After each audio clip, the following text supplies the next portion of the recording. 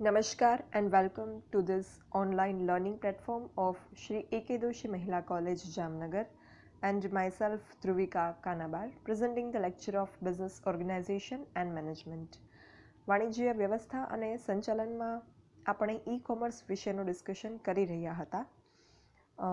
એમાં આપણે basic discussion શરૂ કરતાં પહેલાં કોમર્સ એટલે શું એ ચર્ચા કરી અને પછી જે છે એ કોમર્સના સ્વરૂપોમાં શું ફેરફાર થયો છે, શું એમાં જે છે એ આધુનિકતા આવી છે અને કઈ રીતે ઈ કોમર્સનું અસ્તિત્વમાં આવ્યું છે એના વિશેની આપણે વાતચીત કરી. એ બધી પ્રારંભિક ચર્ચા બાદ હવે આપણે ઈ કોમર્સનો આખું જે છે એ વર્ક કઈ રીતે કરે આપણે એ જોયું આગળના સેશનમાં કે ઈ કોમર્સ એટલે ઇલેક્ટ્રોનિક કોમર્સ, એટલે કે ઇલેક્ટ્રોનિક માધ્યમો દ્વારા જે વાણિજ્ય થાય, જે વેપાર થાય, જે કોમર્સ થાય એને આપણે ઇલેક્ટ્રોનિક કોમર્સ કે ઈ કોમર્સ કહીએ. એ ચર્ચા આપણે કરી.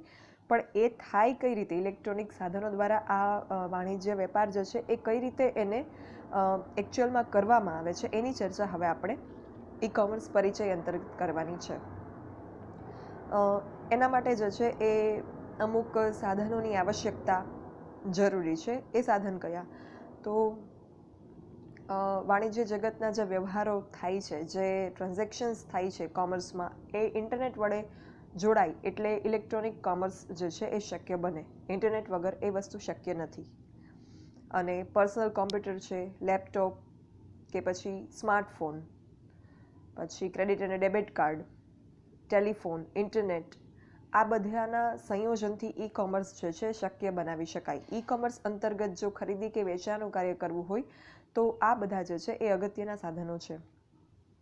અત્યારે પર્સનલ કોમ્પ્યુટર જે છે એ વ્યક્તિગત વપરાશ માટે, પર્સનલ કોમ્પ્યુટર હોય કે સેલફોન, સ્માર્ટફોન હોય કે લેપટોપ, એ પર્સનલ યુઝમાં દરેક લોકો પાસે જે છે એ હોય છે. ઘરમાં પણ વ્યક્તિ દીઠ જનરલી હોય છે,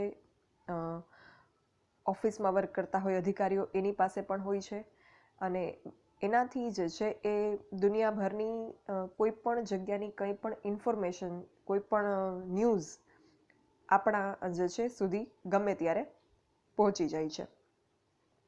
અને આ જે વસ્તુ છે એનો વાણિજ્યના વેપાર વિનિમય માટે ઉપયોગ કરવાની કામગીરી શરૂ થઈ એને ઈ કોમર્સ તરીકે ઓળખવામાં આવે છે.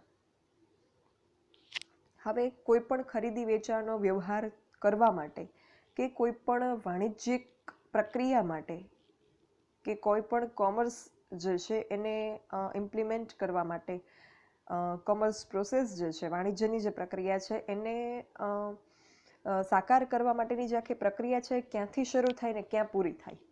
તો first of all as a customer આપણે વિચારીએ.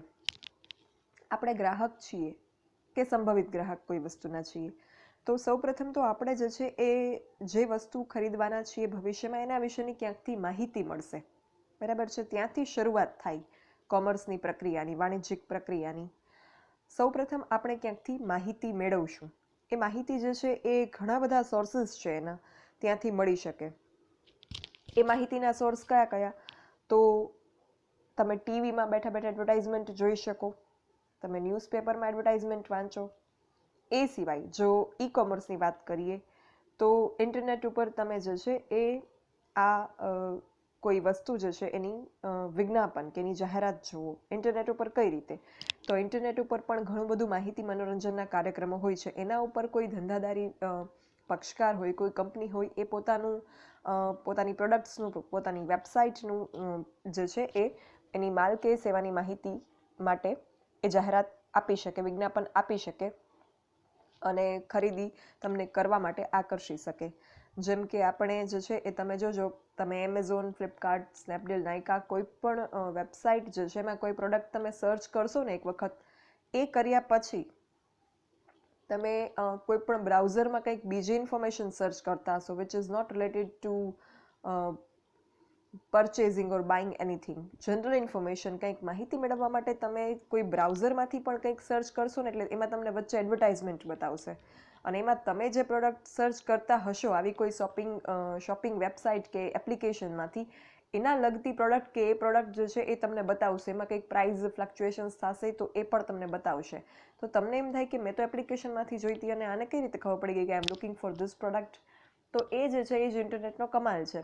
એ લોકોનું જે છે એ આઈપી એડ્રેસ હોય, આપણા મેલ આઈડી ઉપરથી આપણે જે છે એ એપ્લિકેશન યુઝ કરતા હોય ને આપણા મેલ આઈડી પરથી જ આપણે બ્રાઉઝરમાં જે છે એ ઇન્ફોર્મેશન બ્રાઉઝ કરતા હોઈએ, એટલે એમને ખબર પડી જાય કે આ મેલ આઈડી જે વ્યક્તિ વાપરે છે ને આ વસ્તુની જરૂર છે, એટલે એ લોકો એ રીતે એડવર્ટાઇઝમેન્ટ કરે. એ સિવાય પણ જે છે એ ઘણા બધા માધ્યમો છે ઇન્ટરનેટ ઉપર પણ વસ્તુની એડવર્ટાઇઝમેન્ટના, જેમ આપણે ટીવી, રેડિયો કે અખબાર છે એ એડવર્ટાઇઝમેન્ટના થોડાક એમ જોવા જઈએ તો પુરાના સાધનો થઈ ગયા. એમાં જેમ આપણે વિજ્ઞાપન જોઈએ એ જ રીતે ઇન્ટરનેટ ઉપર પણ વિજ્ઞાપનો જોઈ શકાય, જાહેરાતો થઈ શકે, ઈ માર્કેટિંગ કરવામાં આવતું હોય છે. ઈ માર્કેટિંગ વિશે જે છે એ આપણે ઈ કોમર્સના ઘટકો અંતર્ગત ડિટેલમાં ચર્ચા કરવાની છે. તો ઇન્ટરનેટ ઉપર ઘણી બધી સોશિયલ મીડિયા વેબસાઇટ્સ છે, ફેસબુક છે, ટ્વિટર છે, ઇન્સ્ટાગ્રામ છે, પિન્ટરસ્ટ છે. તો એવી બધી વેબસાઇટ પર પણ જે છે એડવર્ટાઇઝમેન્ટ થઈ શકે. એ સિવાય ગૂગલમાં પ્રમોશનલ, જીમેલમાં કે કોઈ પણ મેલ આઈડીમાં તમને પ્રમોશનલ ઈમેલ્સ મોકલાવી અને પણ જે છે એ એડવર્ટાઇઝમેન્ટ કરવામાં આવતી હોય છે. તમારું જે કોઈ એપ્લિકેશન્સમાં કે જે કોઈ વેબસાઇટ્સમાં તમારા અકાઉન્ટ્સ બનાવેલા હોય, શોપિંગ માટેની હોય કે ટ્રાવેલ માટેની હોય, કંઈ પણ, તો એમાં જે છે તમારું આઈડી હશે એટલે એ વેબસાઇટની કોઈ પણ પ્રમોશનલ એડવર્ટાઇઝમેન્ટ હશે તો તમારા મેલ આઈડી પર તમને મોકલવામાં આવશે. બીજું, તમે જ્યારે જીમેલમાં આઈડી બનાવો ત્યારે પણ તમને પૂછે કે do you want to receive personalised ad or non personalised ad. તો એમાં પણ તમને જે છે પર્સનલાઇઝડ એડમાં તમને જે લાગુ પડતી હોય એવી એડવર્ટાઇઝમેન્ટ સેન્ડ કરવામાં આવે. એ સિવાય જે છે એ યુટ્યુબ. તો યુટ્યુબ પણ જે છે મનોરંજન અને માહિતી માટે બહુ જ એક અગત્યનો સોર્સ બની ગયો છે. જેમ કે આપણે અત્યારે એજ્યુકેશન પ્રોસેસ પણ યુટ્યુબ ઉપર કરીએ છીએ, તો એમાં પણ તમે જે છે એ જોઈ શકો અમુક એડવર્ટાઇઝમેન્ટ જે છે એ હોય છે. એમાં એ ખાસ કરીને તમે જ્યારે યુટ્યુબમાં કે મેલ આઈડીમાં આઈડી બનાવો ત્યારે તમને જે છે તમારી જેન્ડર અને બર્થ ડેટ પૂછે છે, અને સાથે લખે પણ ખરી કે ઇટ ઇઝ કોન્ફિડેન્શિયલ. મતલબ એ લોકો ક્યાંય ડિક્લેર ન કરે, બટ સ્ટીલ એ લોકો પૂછે છે. તો એ શા માટે? તો તમારી જેન્ડર ઉપરથી અને તમારી બર્થ ડેટ ઉપરથી લોકોને તમારી એજ વિશે ખ્યાલ આવે અને ખબર પડે કે આ કસ્ટમર ગ્રુપ કયા એજમાં આવે છે અને એને કયા પ્રકારની એડવર્ટાઇઝમેન્ટ જે છે ટેમ્પ્ટ કરશે. જેમ કે તમારી સ્ટુડન્ટ એજ હોય તો તમને ઇંગ્લિશ સ્પીકિંગના ક્લાસ છે, કંઈક એજ્યુકેશનને લગતું છે, કંઈક માહિતીને લગતું છે, કોઈ યંગસ્ટર્સને આકર્ષે એવી કોઈ વસ્તુઓની એડવર્ટાઇઝમેન્ટ છે એવી બધી બતાવવામાં આવે. એટલે આ રીતે જે છે એ ઇલેક્ટ્રોનિક માધ્યમથી, ઇલેક્ટ્રોનિક મીડિયામાં ઘણી બધી રીતે એડવર્ટાઇઝમેન્ટ કરવામાં આવતી હોય છે. સો વાણિજ્યિક પ્રક્રિયાનું પહેલું પગથિયું કે ફર્સ્ટ સ્ટેપ છે એ ગ્રાહકને વસ્તુથી માહિતગાર કરવા અને વસ્તુ ખરીદવા માટે એને આકર્ષવા, અને એ માટે જે છે એના માટેનું સાધન છે એ છે વિજ્ઞાપન કે એડવર્ટાઇઝમેન્ટ. તો એડવર્ટાઇઝમેન્ટ જે છે એ પણ આ રીતે ઈ કોમર્સ અંતર્ગત ઇન્ટરનેટ ઉપર કરવામાં આવતી હોય છે. હવે ગ્રાહકને જે છે એ વસ્તુની માહિતી મળી અને વસ્તુમાં એને ઇન્ટરેસ્ટ પડ્યો એટલે એણે કંઈક સર્ચ કર્યું, તો એ રિવ્યૂઝ જોઈ શકે. કોઈ પણ વસ્તુના તમે ઓનલાઈન કોઈ પ્રોડક્ટ પરચેસ કરો તો એમાં રિવ્યૂઝ આપેલા હોય, નીચે જે છે ડિટેલ્ડ રિવ્યૂ હોય. એ સિવાય જે છે એ બીજી કોઈ વેબસાઇટ ઉપર પણ તમે રિવ્યૂઝ વાંચી શકો. જેમ કે કોઈ ગર્લી પ્રોડક્ટ હોય, હેર એન્ડ સ્કિન કેર કે મેકઅપ પ્રોડક્ટ્સ, તો એના તમે Indian makeup and beauty blog ઉપર એનો એનો રિવ્યૂ જે છે એ જોઈ શકો. એ રીતે જે છે એ ઘણી બધી વસ્તુના અલગ અલગ રીતે તમે રિવ્યૂ જોઈ શકો. એટલે અગર સ્માર્ટ ગ્રાહક હશે તો not only by attracting by advertisement, review વાંચ્યા પછી એ જે છે પોતાનું બાઇંગ ડિસિઝન લેશે. માત્ર જાહેરાતો જોવાથી જ એટ્રેક્ટ થઈ અને જો વસ્તુઓ ખરીદવા લાગીએ આપણે, તો જાહેરાતો તો ઘણી બધી વસ્તુની ઘણી બધી પ્રકારની આવતી હોય છે અને એ બધી વસ્તુઓ ખરીદવી પ્રેક્ટિકલી પોસિબલ નથી આપણા માટે, ફિનાન્શિયલી પોસિબલ નથી, રાધર અને જરૂર પણ નથી હોતી ઘણી બધી વસ્તુઓની.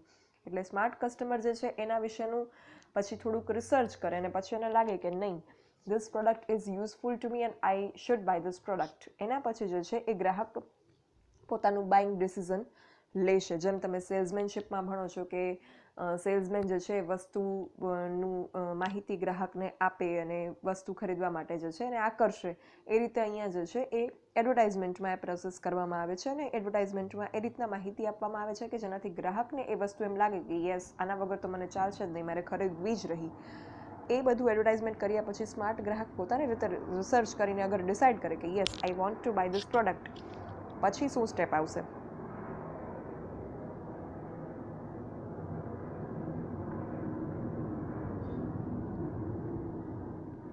હવે પછી સ્ટેપ આવશે કે જે ઇલેક્ટ્રોનિક મીડિયામાં એડવર્ટાઇઝમેન્ટ આવેલી છે એની વેબસાઇટ પણ એમાં ધંધાદારી પક્ષે આપેલી હશે, વેચનાર પક્ષ સેલરે.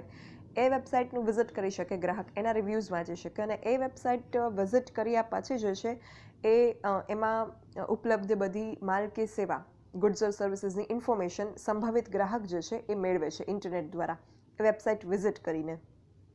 એમાં જે પ્રોડક્ટ કે સર્વિસીસ વિશેની જાહેરાત એણે જોઈ હોય અને એને એ પ્રોડક્ટ કે સર્વિસીસ માટે જે છે ટેમ્પટેશન થઈ હોય કે યસ મારે આ ખરીદવું છે, એના વિશેની એક્સ્ટ્રા ઇન્ફોર્મેશન, વધારાની બધી જ માહિતી એમાં એને જોવા મળશે.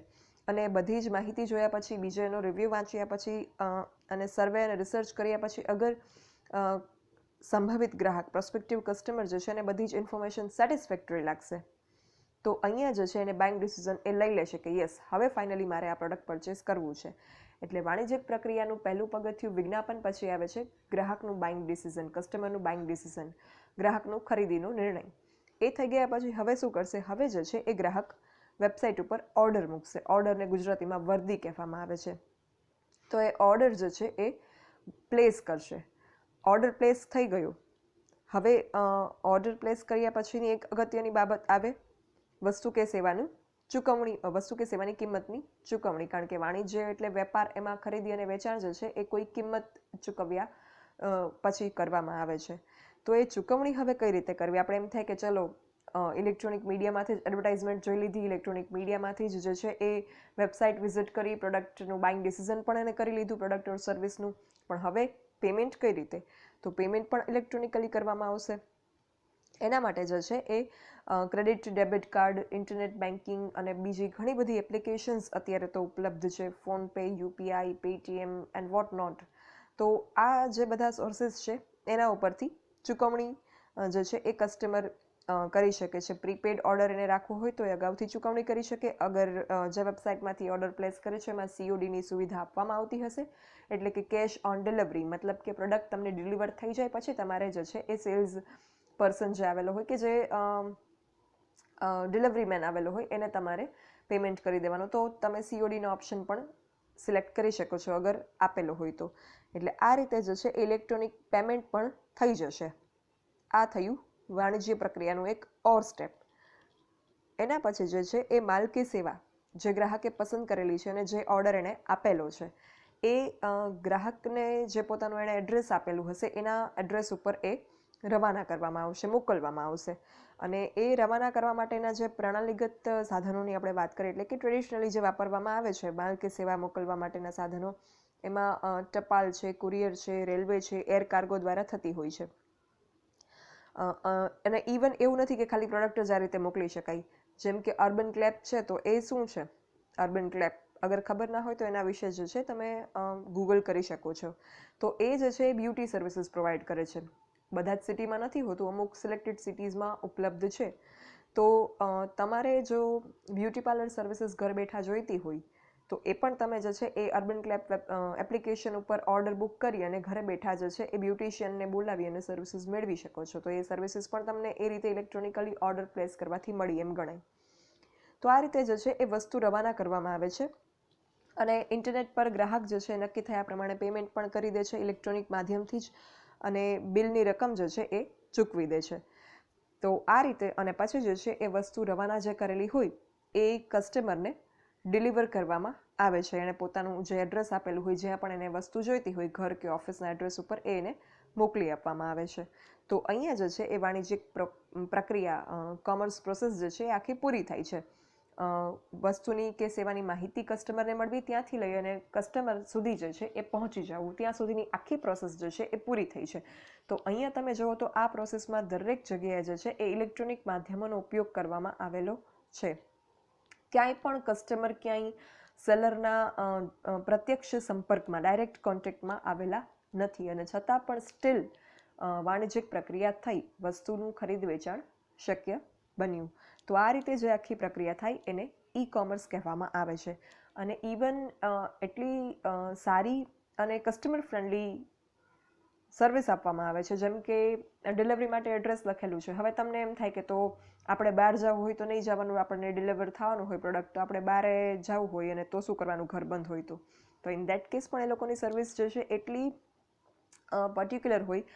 જેમ કે તમે જ્યારે ઓર્ડર પ્લેસ કરો ત્યારે તમે ડિલિવરી ટાઈમ પણ જે છે એ નક્કી કરી શકો. જેમ કે કોઈ વર્કિંગ પર્સન હોય તો એ લોકો જે છે 9 to 5ની જોબ કરતા હોય તો ઘરે ના હોય એ સમય દરમિયાન, તો તમે એ ટાઈમનો સ્લોટ પણ સિલેક્ટ કરી શકો કે તમારે સવારે 7 થી 9માં અથવા તો રાત્રે 7 થી 9માં પ્રોડક્ટ જોઈએ છે. બિકોઝ વર્કિંગ આર્સ દરમિયાન તમે જે છે તમારી ઓફિસે હો છો, જોબ પર હો છો, તો તમે એ ટાઈમ પણ સિલેક્ટ કરી શકો છો. એ સિવાય તમને ડિલિવરી અગર જલ્દી જોઈએ છે તો તમે પ્રોમ્પ્ટ ડિલિવરી માટે જે કોઈ ઓપ્શન હોય અને એક્સ્ટ્રા કંઈક ચાર્જિસ ચૂકવવાના થતા હોય એ ચૂકવી અને તમે જે છે એ 4 દિવસમાં પ્રોડક્ટ આવવાનું હોય ને બદલે 1 દિવસમાં પણ મંગાવી શકો છો. મતલબ એટલી કસ્ટમર ફ્રેન્ડલી અને કસ્ટમાઇઝ્ડ કે તમને જેવું જોઈએ છે એ પ્રકારની સુવિધાઓ ઈ કોમર્સ કંપનીઝ દ્વારા પૂરી પાડવામાં આવતી હોય છે. બીજું કે તમે પ્રોડક્ટ જે છે એનો ઓર્ડર પ્લેસ કર્યા પછી ટ્રેક પણ કરી શકો છો કે મારું પાર્સલ જે છે ક્યાં પહોંચ્યું છે. મતલબ તમને ખ્યાલ આવે કે એ ટ્રેક કરો એના ઉપરથી કે યસ મુંબઈ, દિલ્હીથી ક્યાંયથી પ્રોડક્ટ આવવાનું હોય તો ત્યાંના પોઈન્ટ પર પહોંચ્યું છે, પછી આપણે ત્યાં આવી ગયું છે, અહીંયા જે છે પોઈન્ટ પર પહોંચ્યું છે. અને પછી આપણે એના ઉપરથી એ પણ અંદાજ લગાવી શકીએ કે આપણે ક્યારે આવે. ઇવન જે દિવસે તમે તમારું પાર્સલ રિસીવ કરવાના હો એ દિવસે તમે જે મેલ આઈડી અને ફોન નંબર નાખેલો હશે તમારા ઓર્ડરમાં કે તમારા અકાઉન્ટમાં, એના પર તમને જે છે એ ઇન્ફોર્મેશન પણ પૂરી પાડવામાં આવશે. ઈમેલ કે મેસેજ પણ આવશે કે આજે જે છે એ તમે તમારો પ્રોડક્ટ રિસીવ કરશો. મતલબ કે તમને આઈડિયા આવી જાય કે યસ મને આજે પ્રોડક્ટ આવશે, એટલે આપણે જે છે એના માટે રેડી થઈએ અને હાજર રહીએ. તો આ પ્રકારની જે છે એ આખી સુવિધા આપવામાં આવે છે કે જેને કસ્ટમર ફ્રેન્ડલી એવી સર્વિસીસ કે કોઈ પણ કસ્ટમર કન્વિનિયન્ટલી આખી બાઇંગ પ્રોસેસ જે છે એમાંથી પસાર થઈ અને વસ્તુની ખરીદી સેટિસ્ફેક્ટરીલી કરી શકે. નોટ ઇવન ધેટ, અહીંયા વાત જે છે એ ખતમ નથી થતી. અગર કસ્ટમરને પ્રોડક્ટ પસંદ ના પડ્યું, બિકોઝ પ્રત્યક્ષ જોઈને નથી લીધું એટલે આપણા મગજમાં એક ટ્રેડિશનલી એવો ખ્યાલ હોય કે દેખાય શું અને આવે શું, તો એમાં પણ એ લોકો જે છે એ રિટર્ન પોલિસી આપે છે. તમે પ્રોડક્ટ પરચેસ કરતાં પહેલાં એ પ્રોડક્ટની રિટર્ન પોલિસી ચેક કરી શકો કે generally 7 days, 10 days, 30 days return policy હોય. અગર તમને પ્રોડક્ટ પસંદ ના આવ્યું તો પણ તમે ઇલેક્ટ્રોનિકલી જ ઘરે બેઠા બેઠા રિટર્ન રિક્વેસ્ટ જે છે એ એક મૂકી દો અને એમાં તમને જે છે જે ઇન્ફોર્મેશન પૂછવામાં આવે કે what is wrong with product, તો તમે જે એમાં તમને ઓપ્શન લાગુ પડતો હોય, તમને જે કોઈ ઇશ્યુ હોય એમાં રજૂ કરી શકો. અગર માંગવામાં આવે તો ઇમેજીસ પ્રોડક્ટની જે છે એ શેર કરી શકો. એમાં રિટર્ન રિક્વેસ્ટમાં જે છે એ અપલોડ કરી શકો કે I have problem with this thing. અને તમને જે છે એ ઘરે બેઠા જે રીતે ડિલિવર પ્રોડક્ટ કરવા માટે ડિલિવરી મેન આવ્યો હતો એ રીતે પિકઅપ મેન આવશે અને તમારું પ્રોડક્ટ જે છે એ પિકઅપ કરી લેશે અને તમારા અકાઉન્ટમાં જે છે એ ઓર્ડરની રકમ જે છે અગેન જમા થઈ જશે. એટલે એટલી સરસ સેવાઓ આપવામાં આવે છે કે જે આ ઈ કોમર્સ અંતર્ગત કે આપણે એમ લાગે કે ભવિષ્યમાં આ ઈ કોમર્સ જે છે એ આપણું જે ટ્રેડિશનલ કોમર્સ છે એનું સ્થાન લઈ લેશે અને મોટા ભાગના ખરીદ વેચાણના જે વ્યવહારો છે એ ઇલેક્ટ્રોનિકલી થવા લાગશે. ફાઇન. સો આઈ હોપ કે આ આખી પ્રોસેસ તમને સમજાણી હશે. કદાચ તમે જે છે એ શોપિંગ પણ ઓનલાઈન કરેલી હશે અને અગર નહીં કરી હોય, ભવિષ્યમાં કરવાના હશો તો એમાં પણ તમને આ બધી ચર્ચાઓ જે છે એ ક્યાંક ને ક્યાંક કામ લાગશે. સો અહીંયા તમે ડાયાગ્રામમાં પણ જોઈ શકો છો કે મારી તમારી જેમ એક યુઝર છે એ પોતાના પર્સનલ, સૌથી ઉપરનો ડાયાગ્રામ પહેલાં જોવાનો છે. એક યુઝર છે એ પોતાના પર્સનલ કોમ્પ્યુટર ઉપર ચેક કરે છે. એમાં જે છે એ કોઈ વસ્તુનો ઓર્ડર એને પ્લેસ કરવો છે તો એ વસ્તુ પસંદ કરી અને ઓર્ડર પ્લેસ કરે છે. પછી એક એરો જાય છે એના શોપિંગ કાર્ટમાં નાખે છે. એટલે જે રીતે આપણે ફિઝિકલી મોલમાં કે જઈએ તો શોપિંગ કાર્ટ હોય એ રીતે અહીંયા વર્ચ્યુઅલ શોપિંગ કાર્ટ હોય. એમાં તમારા કાર્ટમાં એટલે કે તમારા બકેટમાં કે એ જે છે એ વસ્તુ એમાં તમે એડ કરો એટલે વસ્તુ એમાં આવી જાય. પછી તમે પેમેન્ટ કરો. પેમેન્ટ કર્યા પછી ઓર્ડર કમ્પ્લીટ થાય. પણ અગર તમે COD ઓપ્શન ઓપ્ટ કરેલો હશે તો તમારે પેમેન્ટ જે છે એ ડિલિવરી થાય તમને વસ્તુની ત્યારે કરવાનો અને ઓર્ડર તો પણ કમ્પ્લીટ થઈ જશે. પછી જે છે એ ઈમેલ મોકલવામાં આવે કોને? કસ્ટમરને અને મર્ચન્ટને. મર્ચન્ટ એટલે વેપારી, જે વસ્તુ એ વેચે છે એને એક મેલ જાય કે આ કસ્ટમરે આ એડ્રેસ વાળા કસ્ટમરે આ વસ્તુનો ઓર્ડર પ્લેસ કરેલો છે. એટલે મર્ચન્ટ વિલ ગેટ ટુ નો કે મારે આ એડ્રેસ ઉપર આ કસ્ટમરે પ્રોડક્ટ જે છે એ રવાના કરવાનું છે. પછી જે છે એ વેરહાઉસને ઓર્ડર ફુલફિલમેન્ટ માટે ઇન્ફોર્મ કરવામાં આવે. વેરહાઉસ એટલે કે જ્યાં ગોડાઉન કે જ્યાં વસ્તુઓ રાખેલી હોય, અને વેરહાઉસમાંથી વસ્તુ જે છે એ શિપિંગ કેરિયરમાં જશે, અને પછી શિપમેન્ટ જે છે એ શિપમેન્ટ પોઈન્ટ ઉપર અલગ અલગ પહોંચી અને ફાઇનલી કસ્ટમરનું સિટી જે પણ હશે ત્યાં પહોંચી, એ સિટીના શિપમેન્ટ પોઈન્ટ ઉપર પહોંચી અને ફાઇનલી કસ્ટમરના ઘર સુધી પ્રોડક્ટ પહોંચી જશે. So this is how actual e commerce process works. અને અગર જો એને પ્રોડક્ટથી સંતોષ નહીં હોય તો રિટર્ન રિક્વેસ્ટ જે છે એ મૂકીને પણ એ પ્રોડક્ટ રિટર્ન કરીને પોતાના નાણાં જે છે એ પાછા મેળવી લે છે. બટ ખાસ એક વસ્તુ તમે જો અગર પ્રેક્ટિકલી ઈ કોમર્સ કરો, મતલબ કે પ્રેક્ટિકલી તમે ઓનલાઈન પરચેસ કરો, તો વસ્તુની ખરીદી કરતાં પહેલાં તમારે જે વસ્તુ હોય, પર્ટિક્યુલર જે પ્રોડક્ટ હોય, એમાં રિટર્ન પોલિસી એપ્લિકેબલ છે કે નહીં એ જોઈ લેવું. ઘણી બધી પ્રોડક્ટ્સ એવી હોય છે કે એમાં ક્લીનલીનેસ અને હાઇજીન પર્પઝથી રિટર્ન પોલિસી આપવામાં નથી આવતી, તો આપણે એવા વહેમમાં રહીએ કે I will return the product if I want like it. તો એવું નથી હોતું. અમુક પ્રોડક્ટમાં એ લોકો રિટર્ન પોલિસી નથી પ્રોવાઈડ કરતા, તો તમારે પ્રોડક્ટને ઓર્ડર પ્લેસ કરતી વખતે રિટર્ન પોલિસીની સુવિધા છે કે નહીં એ જોઈ લેવું. અને છે તો તમારે પ્રોડક્ટ પ્લેસ કરવો છે, નથી કરવો કે નહીં, રિટર્ન પોલિસીની ફેસિલિટી નથી, તો હું પ્રોડક્ટ જે છે એ પ્રત્યક્ષ માર્કેટમાં જઈને ખરીદી લઈશ, એ વિશેનું તમે નક્કી કરી શકો. એ માટે check about the written policy of the particular product you are going to order in advance. A check કર્યા પછી જે છે તમારો ઓર્ડર પ્લેસ તમે નિશ્ચિંતપણે કરી શકો છો. અને અગર everything is not as per your requirement then you can return it. Fine. So આના પછી જે છે એ આપણે ઈ કોમર્સના ઘટકો વિશે ચર્ચા કરીશું. ઈ કોમર્સના ઘટકો કયા કયા છે અને કઈ રીતે એ જે છે એ ઉપયોગી છે આખી પ્રોસેસમાં ઈ કોમર્સની. ફાઇન. So thank you. જો કોઈને કંઈ ડાઉટ કે ક્વેરી હોય, you can write me on this mail dbk.dhruvika@gmail.com. Thank you.